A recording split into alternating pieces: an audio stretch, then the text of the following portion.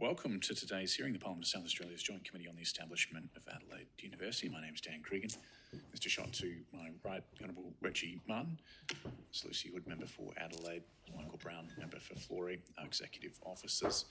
To my left, at the top of the table, Honourable Rob Sims, joined by other members of the Upper House, Honourable Sarah Game, Honourable Connie Benares, Honourable Jing Lee, and of course, Honourable John Gardner, Member for Morialta.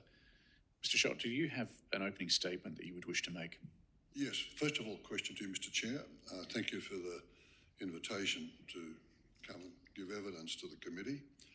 First of all, I presume this committee is run under the standing orders of the Parliament and therefore, for example, parliamentary privilege applies and that the standing orders of the Parliament apply of how the meeting is conducted.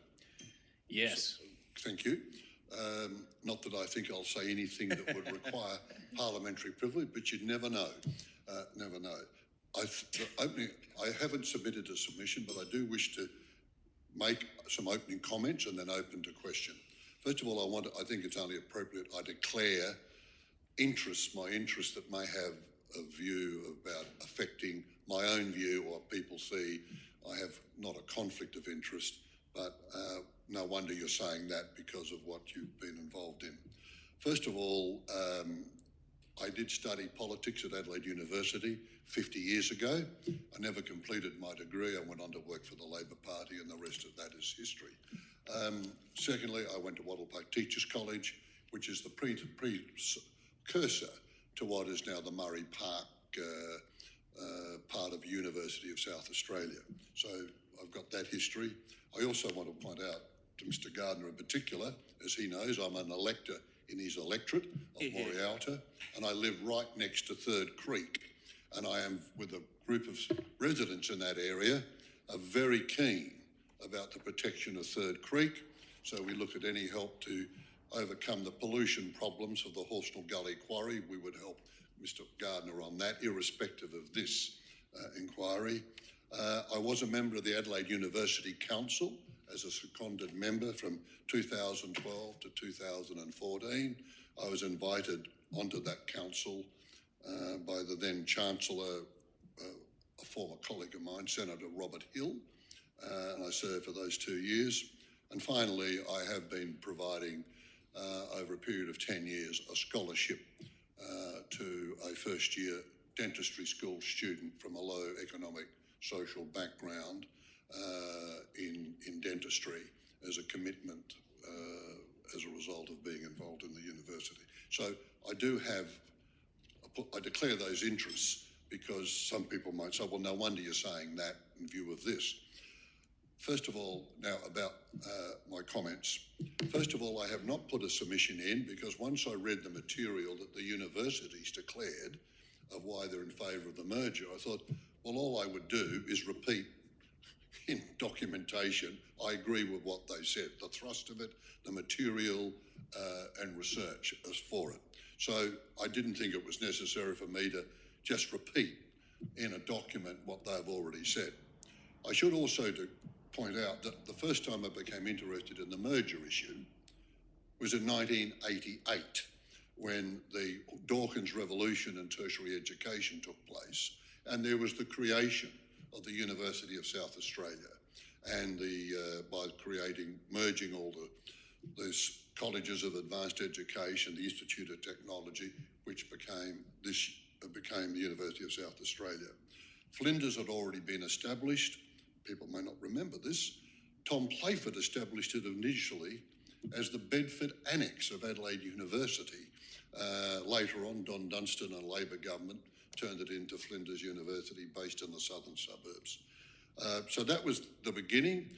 I asked, at the time, I actually thought there was a good case to not create a third university, but put it all together in one. And that didn't occur. But that was the first time. And over the years, from time to time, I've been at forums where the issue's been raised. When I joined the council, I made it clear when I was invited by Robert Hill, that I had already been on the public record of supporting the merger. And I said, if that affects my ability to be on the council, so be it. He said, no, so long as you make it clear that that's your private view. And and so I joined the council for 2 years. When Robert Hill left as Chancellor, my term sort of ended as well after 2 years, and since then I've maintained my interest on and off as it come up about the merger. So I was delighted when the Labor Party at the last state election said it was in its platform to go ahead a process to look at the merger, and then the Premier announced that after the election process, and then the two universities put it to the Premier they wished for merger. I want to say a lot of people who are opposed to the merger have put forward it's too risky. Well, let me just say, the biggest risk to the university sector in this state is to do nothing. Just sit and do nothing. That is the biggest risk of all. Because you look at the facts that they put and elsewhere about the university sector, it is dribbling in decline in this state. 30 years ago, Adelaide University was probably around 5th in the G8 in standing. It's now 8 out of 8. And if you had a system whereby you could be relegated from the G8, like in a soccer division, we would now have a risk that we would be out of the G8, that we would be replaced by Macquarie University or another interstate university.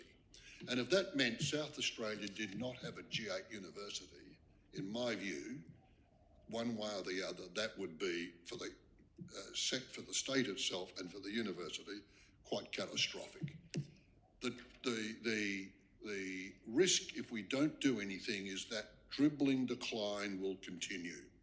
Now, I notice a former Chancellor, Mr. Bevington, who was Vice Chancellor when I was on the council, came here and said, no, we should have a look at the small universities of the world, like Harvard, like Oxford. They have less students than we have at Adelaide University with over 20,000. He didn't mention, and I looked it up only yesterday, what is Harvard? It's a private university with 15 to 17,000 students, but what is its endowment fund?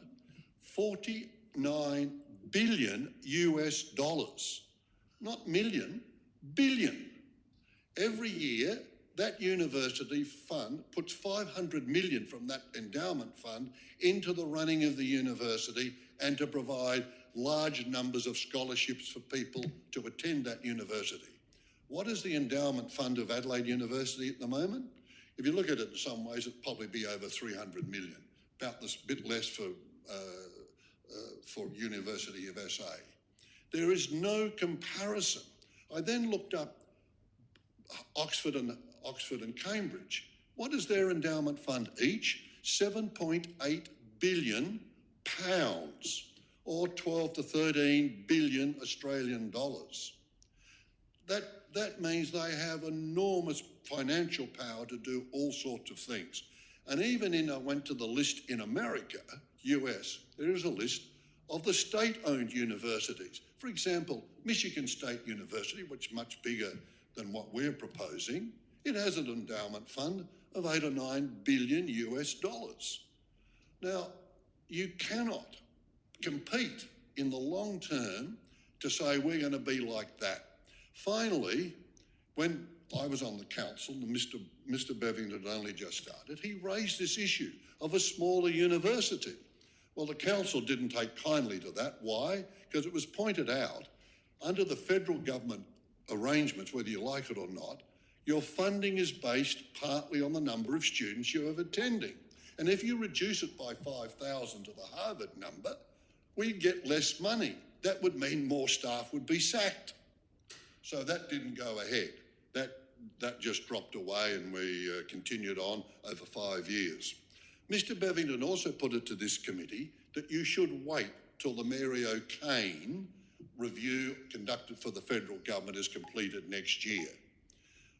I noticed subsequently the two vice-chancellors, when they appeared here, David Lloyd pointed out he was the chair of the vice-chancellors committee of all the universities, of all the vice-chancellors. A pretty powerful committee, I must say. And when I was science minister, I once went to one of their dinners. 37 of them round the table, which is a pretty interesting group, I must say. A bit like all they were looking at each other, who was going to pinch whose staff off who, whatever. But they pointed out that they were in full discussion all the time with Mary O'Kane, and she had given no indication that if the merger went ahead, there was a problem with whatever her report would be. Secondly, he then inferred about finance. Until that comes out, what is the finances guarantee? Well, I've noticed in the last 7 or 8 months, on 3 occasions, the Federal Minister, Jason Clare, has announced he strongly supports the merger. He came to the press conference, one of them, with the Premier and the Vice-Chancellors to say, I'm all for it. So the one minister responsible for the funding of universities in South Australia is absolutely on board. So what Mr. Mavington raised, I think, I'll be blunt, I think can be dismissed. It is raising his issue with others about risk. They don't propose anything else than the critics of it, other than to say, well, if the state government's putting in 200 or 300 or 400 million, or this or that, why don't you just give us the money and let us go on with what we're doing? Well, that is a bear trap that won't work. The government has made it clear that 300 or 400 million at state level is withdrawn. And I wouldn't blame the Premier for doing that if this merger is stopped, doesn't go through the Parliament. So the idea that those who critics, the only suggestion they come up with, and separately I had a discussion, a debate with one of the people who came before you, I think a Professor Hams from Adelaide University, used to be, I think he's Associate Professor of Architecture, in a debate privately, he just said, just give us the money, just give us the money. Under what basis? What are you going to do with it? How is it going to be used for the benefit not only of the university, but of South Australia? And why I talk about the broader issues is that we can't get round the problem that South Australia economically is in a declining position vis-a-vis the rest of Australia, that we're going to try and turn it around. 30 years ago, we had 10% of the national economy. Now we're down to 7.5%. I remember way back, because I'm old enough, we used to have 14 seats in the federal parliament out of 150. We're now down to 10. And I'm told in election after the next, we might be now on to 9 federal seats. We will have more senators in the federal parliament than we will have House of Reps. This is a decline. This is showing that if we don't really start thinking about what we're going to do, the figure that is not often talked about, the fertility rate of Australians, that's women who bear children in the childbearing age, to maintain your population is supposed to be 2.1%. Australia now is at 1.4. South Australia is at 1.3.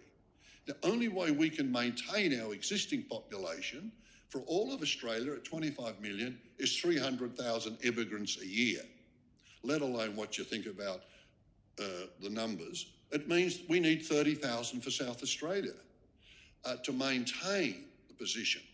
Now, one of the things I think about the merger of the university is we're establishing an institution that is strong enough to compete not only around other universities in Australia for students and research funding, but internationally.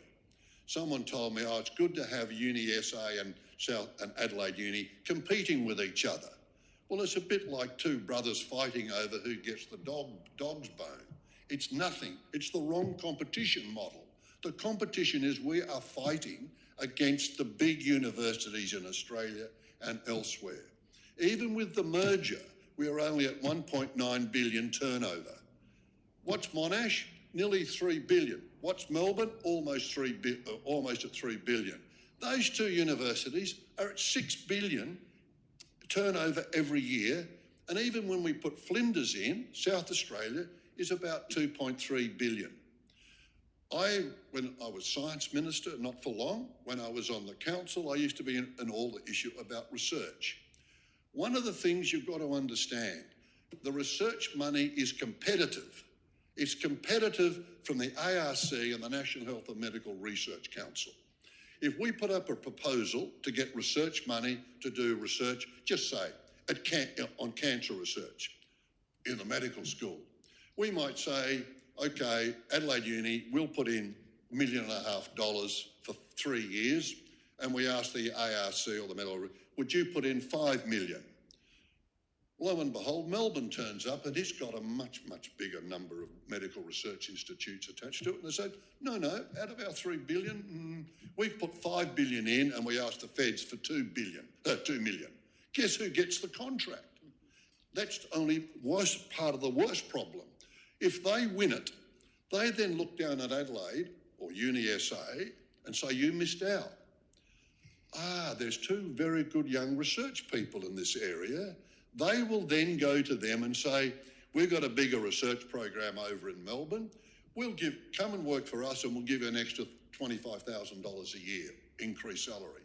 What happens? They go. Why wouldn't they go?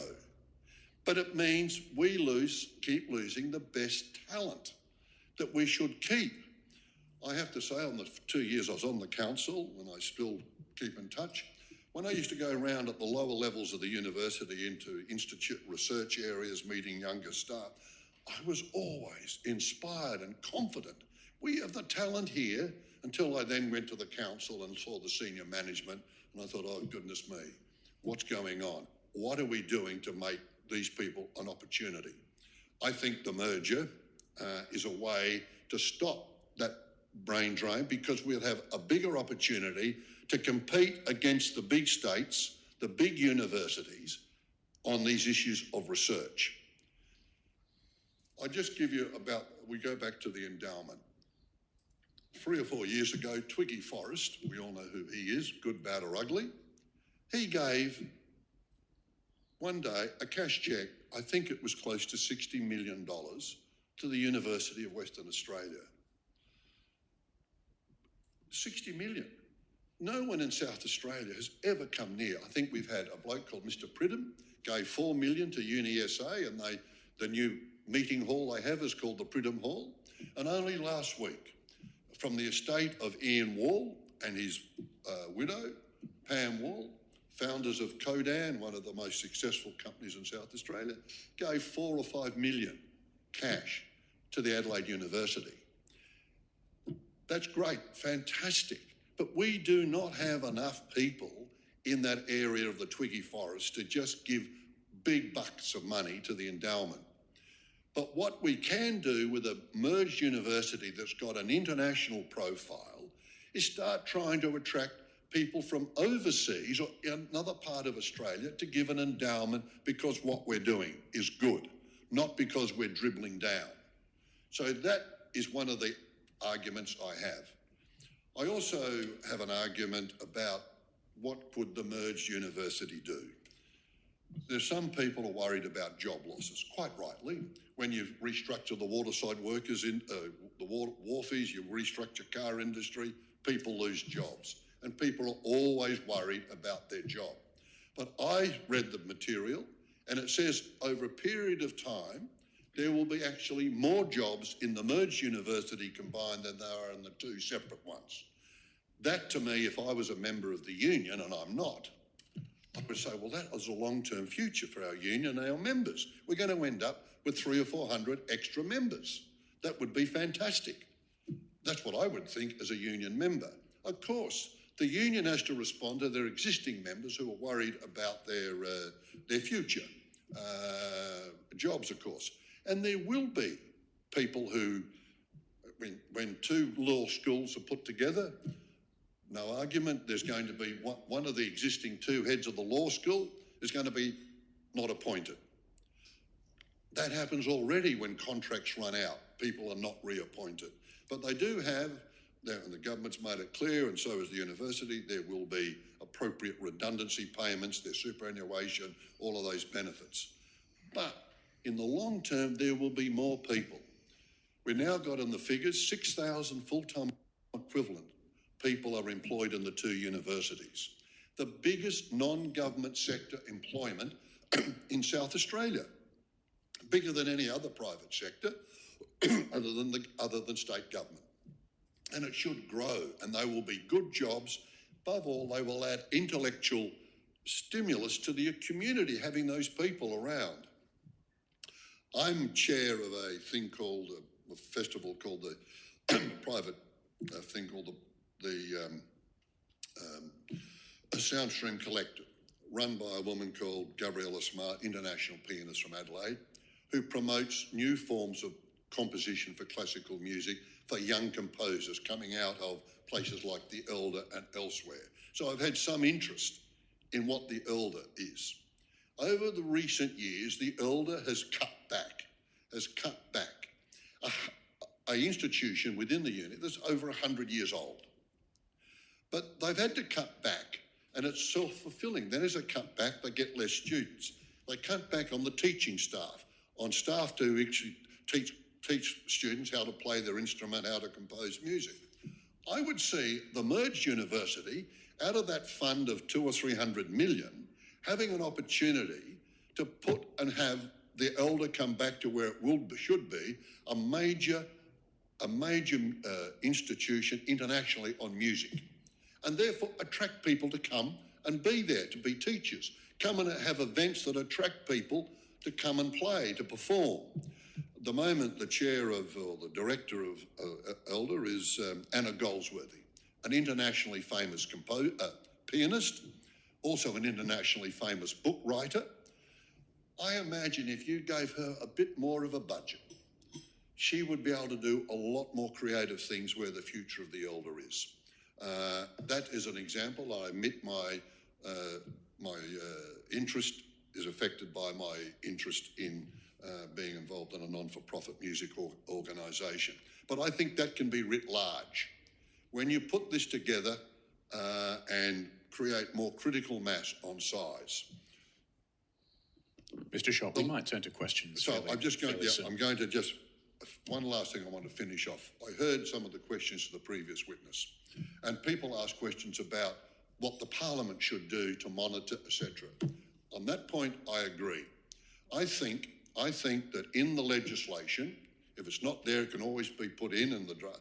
There should be a requirement that the Adelaide University, twice a year, comes before a standing parliamentary committee or an estimates hearing to explain in their annual report what they're doing, how they're performing, what their plan is, where they're going, and answer questions from the parliamentarians. I think what happens at the moment, the report's tabled in Parliament, and I think it just dies. I want the Vice-Chancellor and the Chancellor and Senior to turn up, and also from Flinders, and explain what they're doing with their money. What's the good, the bad and the ugly, to get the support of parliamentarians understanding how important it is.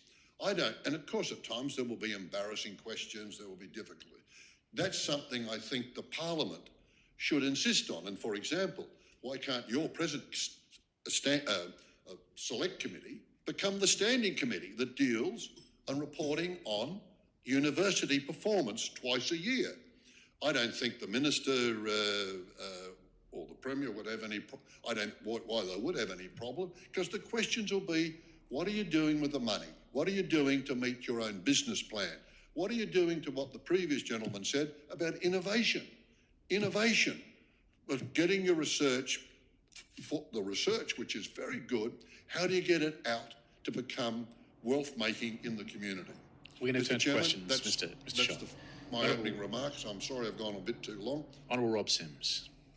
Thanks very much, Mr. Schacht, for your remarks, and nice to see you here in the State Parliament. I think back in 2018, you spoke to In Daily about the potential implications of a merger, and in that article, you were quoted as saying that there would likely be an initial dip in international rankings for the new combined entity. I think at that time, the University of Adelaide was currently ranking at 134. I'm not sure where it is at the moment. And I think then also in that same article, there was a quote from Christopher Pine where he said that if the University of Adelaide was to merge with the University of South Australia, we would lose overnight a top 100 university in the world because they'd fall down the rankings immediately and it would take about a decade to recover. Is it still your view that there would be a reduction in the ranking of the new university, albeit in the short term? How long do you think it would take for the university to move back up the ranking? Could it be a decade, as Chris Pine had suggested at that time? Well, no, I think he's wrong, but that was written 2 or 3 years ago.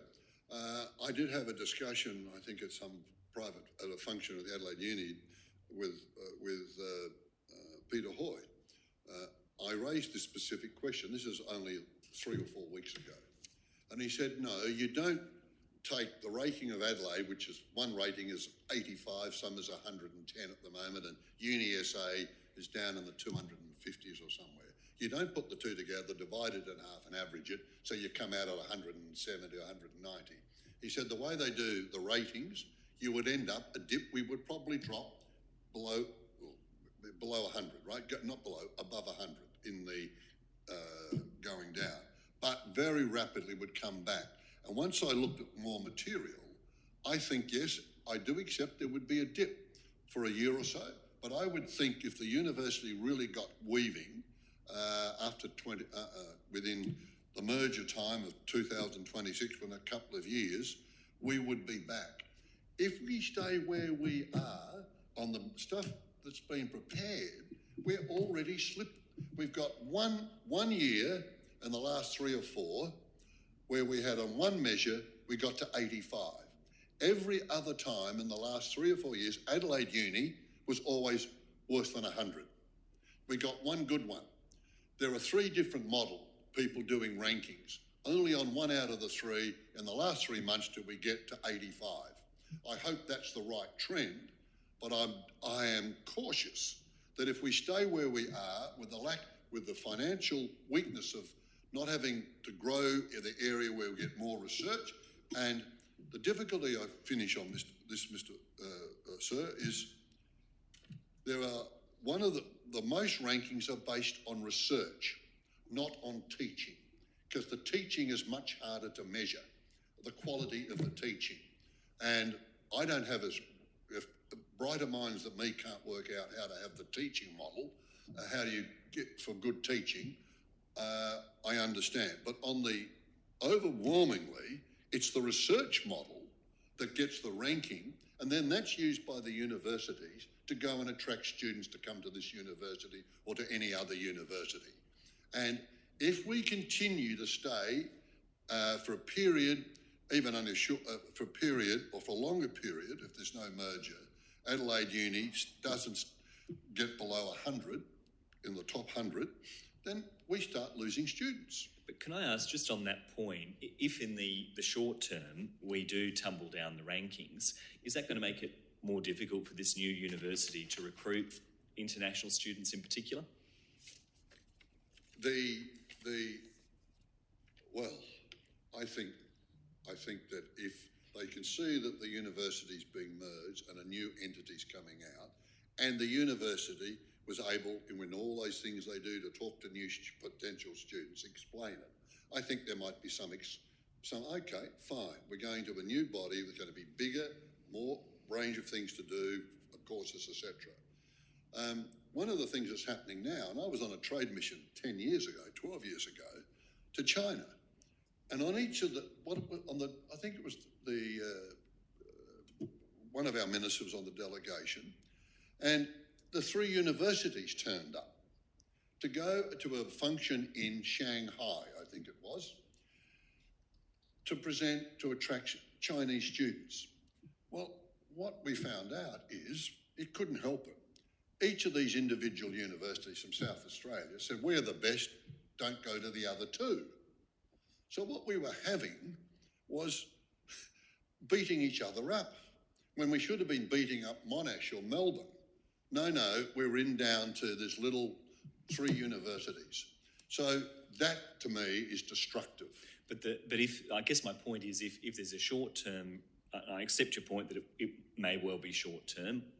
we don't know, but Yeah. I accept your point.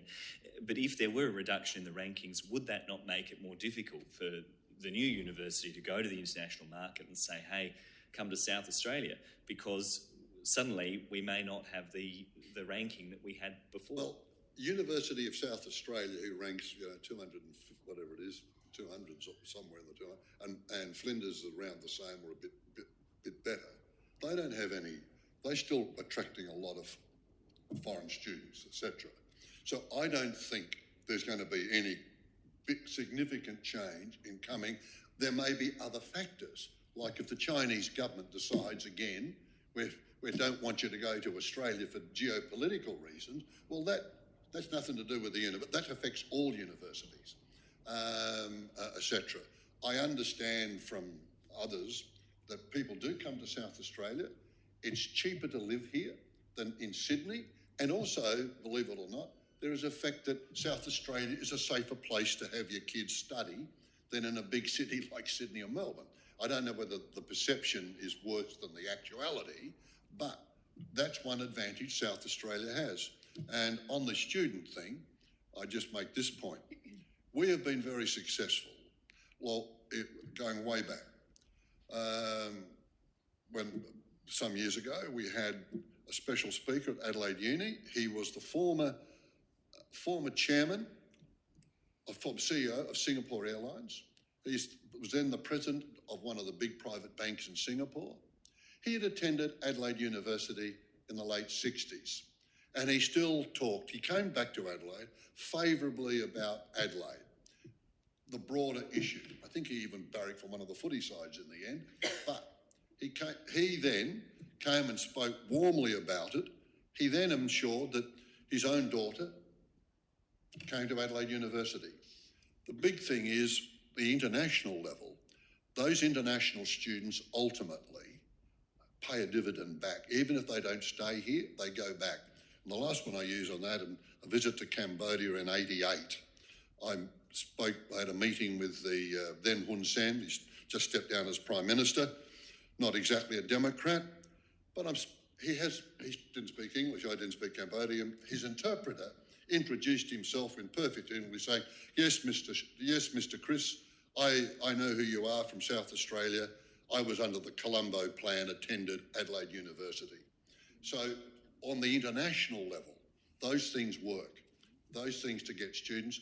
I think there will be other issues that affect students coming to Adelaide other than the ranking by 10 or 15 points between, 85 to 105. Can I ask a supplemental on that though? There's a fund available for the new university, an attraction fund of $10 million a year over 3 years. Do you think that would likely help any shortfall that might make up for a dip in the rankings over a year or two? I don't know how it would be administered, but if you're giving some support to students to come in help, whether it's financial or resource help, etc., I am sure they will be attracted to it. I think when the Premier announced the funding to the merged university, I thought I didn't expect that to occur, but it's a very good thing, and long term is to the advantage of South Australia to have more international students they're overwhelmingly to come out of Southeast Asia, South Asia, North Asia, but particularly. That is to our long-term economic advantage, and also, I must say, social and political advantage, to have people in those places knowing about us and we knowing about them. So I think the fund of 30 million over a number should have a very good effect on attracting more to come. Once the word spreads in those communities in Southeast Asia, etc., they won't take long to work out what the advantage is. You come to SA rather than go interstate.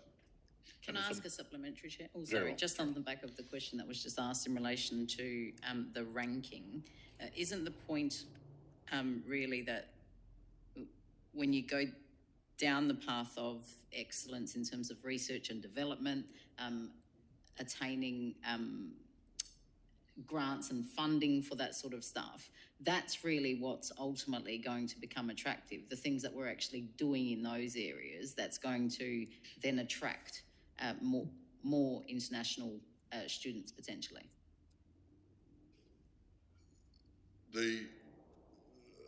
I don't claim to be an expert, but I have been to China 60 times in the last 35 lucky years. you. I led human rights delegations to China, which is another story. But I have made contact, and I have talked to a lot of Chinese people about why they want to come and study in Australia. First of all, they think the quality of our universities is better than theirs at the moment. At the moment. There is no argument that over another generation or so, if the Communist Party loosened up, you can't study politics fairly in a university in China unless you agree to the Chinese system, okay? And if you don't get in, or you're taken somewhere else.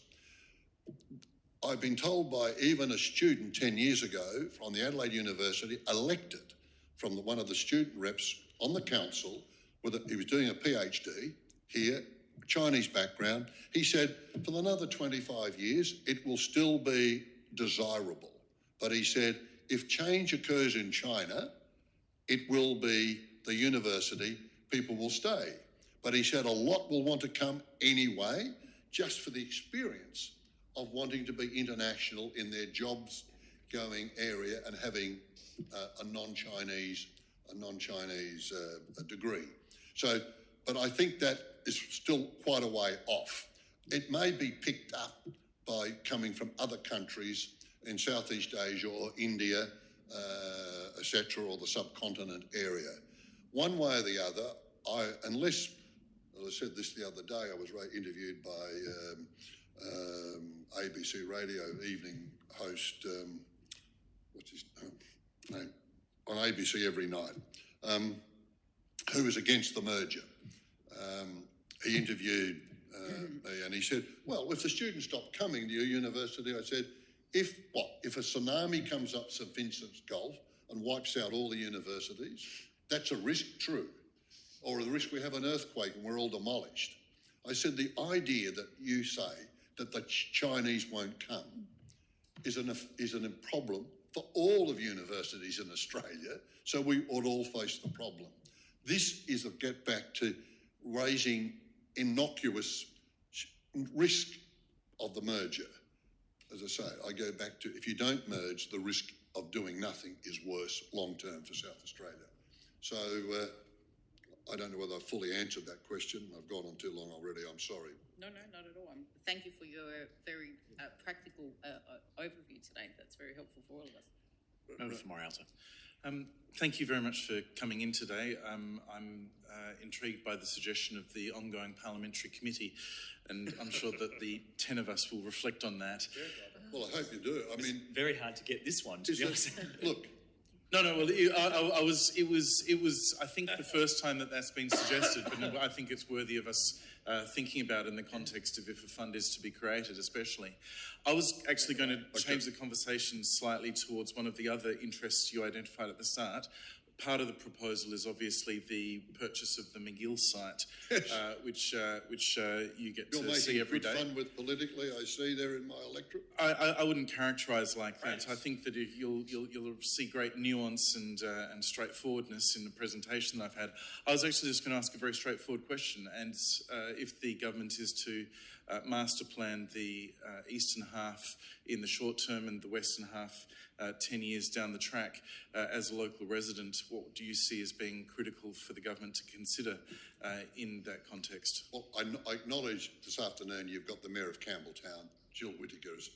I strongly support Jill. Generally, she's a great mayor and she's on these issues very well. First of all, she's told me previously that since the announcement that she has put to the government that the eastern side of Penfolds Road, St Bernard's Road, that open soccer area of field, she wants transferred to the Campbelltown Council to be a public space used for sport, etc., etc. I fully support that. That would be for the suburb of McGill, greater area.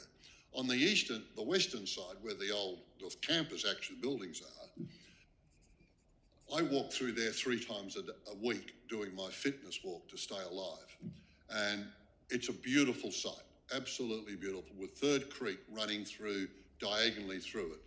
And the university has kept the grass, the trees and everything very well. It's beautiful, no argument. But already there are buildings they built over the last 20 years around the edge of the border, and there is probably 3 acres of bitumen car park in that area. What I would say, and I noticed the university wants to keep it for at least 10 years. I think up to 10 years. Up to 10 years. They've been wanting to get rid of that site, the university, for a long time, and know there's caveats on it about the heritage, the original house of Murray Park, etc., etc. So they've done very well, I have to say, except that they've been paid out 60 million for the site. I would want the site developed whenever it is to maintain a very wide area either side of the creek as it goes through. There are magnificent red gum trees along the creek. They should be preserved. They're 200, 300 years old. But where you've got existing old buildings at the edge, on the fence line or a car park, I wouldn't object so long as it doesn't intrude on the creek, that there's limited housing allowed. Only limited along where the fence is. But overwhelmingly, I would want the creek area with a broadband preserved, and I would want what's also an oval, an open area just by the road. I would like that kept, etc. But I think it is possible. Of course, a developer, if he could get the whole block, carve it up, jam 2-story townhouses all over it, that would be an atrocity. But they'd make a lot of money. They would leave the old house, which is state heritage listed, quite rightly. So my argument, and our informal Third Creek committee, along where I live, Mellery, Crescent, Pulford, Grove, etc., all in your electorate, we are very strong about preserving the creek and its natural flow through what we've got down under St Bernard's Road through there. And all I know is that if it's the Labor government or in the future, your government or somebody wants to do something too much about that, there will be a very strong reaction from the residents in the surrounding area to preserve that. And I think that should be left to the government in public debate with the council, with the community. Thank you. Member for Adelaide, and then the member for Florey. Thank you, Chair. Thank you, Chris, for coming in. I know we've spoken on this topic before and always enjoyed your insights.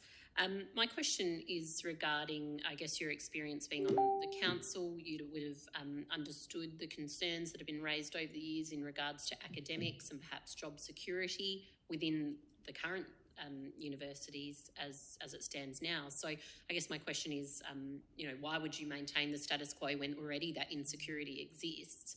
And the fact that Adelaide University is projected to employ at least an additional 1,200 extra staff, as well as no forced redundancies for at least the first 18 months. So if in any fact, would they, perhaps academics, be enjoying job security that they perhaps have not enjoyed for a very long time? Well, I'm interested what's been offered about no forced redundancies. Right now at Adelaide University, if the Chancellor and the Deputy Vice-Chancellor, the Deputy Vice-Chancellors who manage, decide that the Professor so-and-so in charge of one of the faculties, his 5 years is up for renewal and they don't think he's done a good enough job, what will they do? They'll ask him, you tell him you won't be renewed, your contract's finished, you get the payout. That's happening now. It happens at every university. What they're actually being offered a bit more here is if you run into only going to have one, there's 2 heads of the law school, we're only going to have one. Therefore, the one who misses out, there is a redundancy package. Remember, they are in a very good superannuation scheme, which they're entitled to. At 55, they could get that, all the other benefits. I think a lot of them, if they're already in their mid-50s, will actually take the opportunity to go if they get a good package that they already are going to get, because they all know under the existing system there is no guarantee their contract will be renewed to be a head of a faculty or head of a school. That's the way it is. Now, the union, quite rightly, says we don't want that way down, lower level people, and I agree to what you would call the lower level people. But one of the union I had discussions with, but way back then, were always about the fact that so many of the staff were on contracts, even researchers, quality researchers, got employed for 5 years to be in that research on some medical program.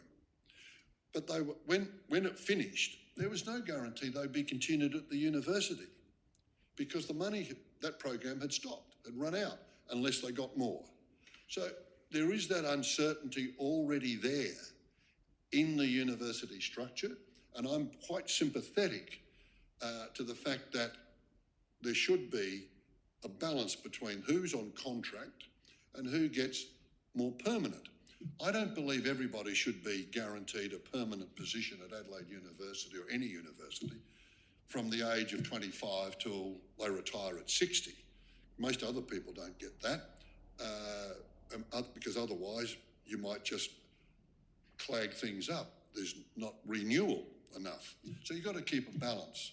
But what's been offered here, this for the union to me, is something they would not normally get. They would not normally get this offer.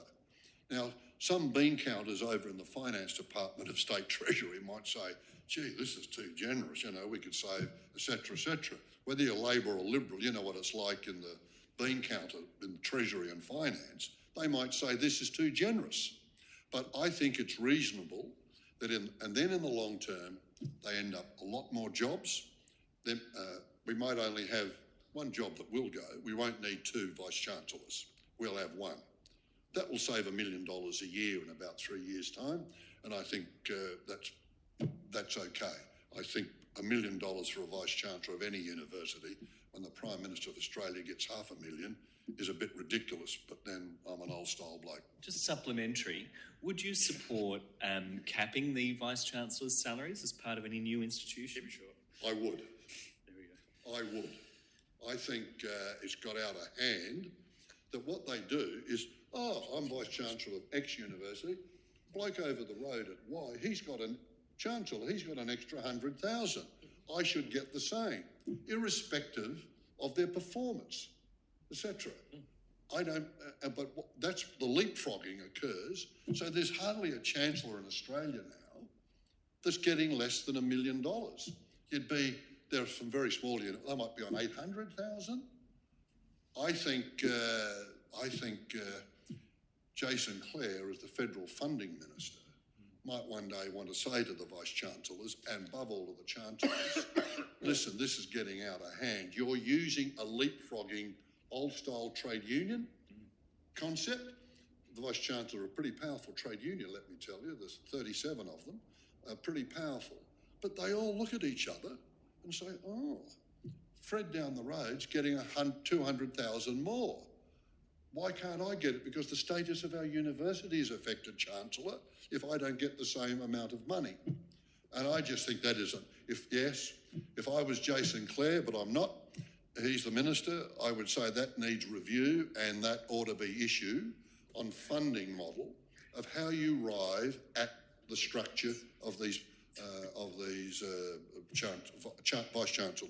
Secondly, the difference between what they get paid and a researcher with a PhD doing something that may save 1 million lives somewhere, it's too great. It's just too great. So, Mr. Schott, would you say with this new university, as part of the governance, there could be a cap, for instance, on the amount that would you say as part of the governance of this new institution, there's an opportunity there South Australia could maybe lead the way in terms of having a cap on how much these vice-chancellors are paid? Second to last question. I would think that when they form the interim council for the merged university, it's not unreasonable for the state government to say to the new council and the new chancellor, one of your jobs is I want a proper review of how you arrive at these salaries. That seems to me a fair and equitable thing to do. In the end, it's the council. But remember, and I haven't got to this, and I have to say I may have forgotten reading it.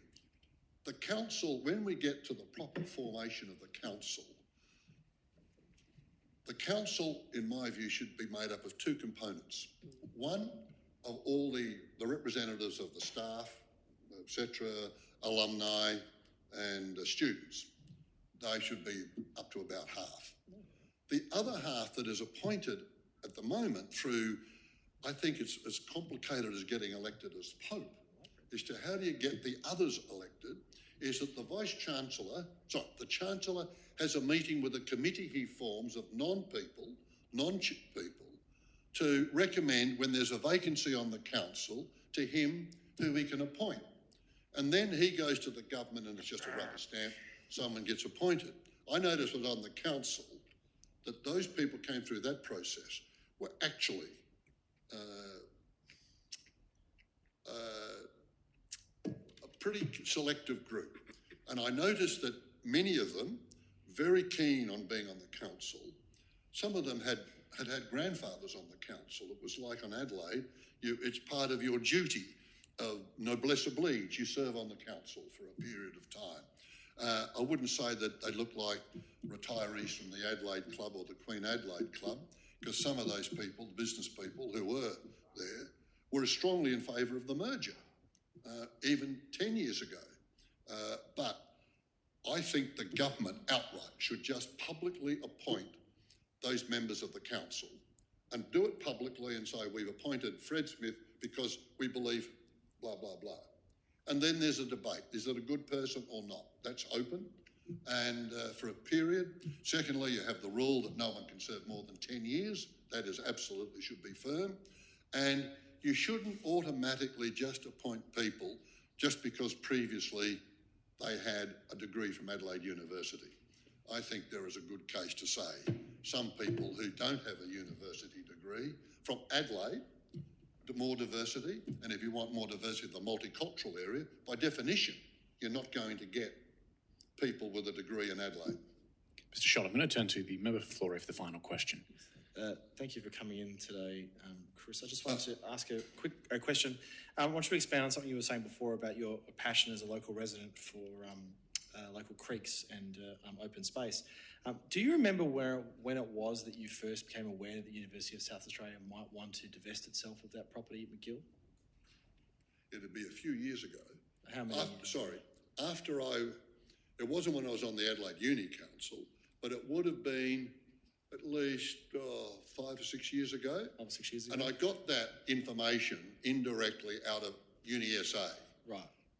That as part of, they got rid of this other places down at Underdale, right? Mm-hmm. They got rid of the land and sold that off, all compacting back into the more in the, other than Mawson Lakes, into Adelaide. So that's when I heard that if they could get rid of, sell it off, take a quid, that would be. But then they knew. Then others said, Mr. Schott, I'm going to exercise Standing Order 98, which deals with. I'm going to exercise Standing Order 98. I'm going to come back to the member for Florey. I think that question has been answered. Member for Florey. Thank you, Chair. So just to clarify, so you're saying is before 2018, you were aware that the university wished to sell that land? 2020. It would be at least 5 or 6 years ago. Okay, thank you. Further questions? Very well.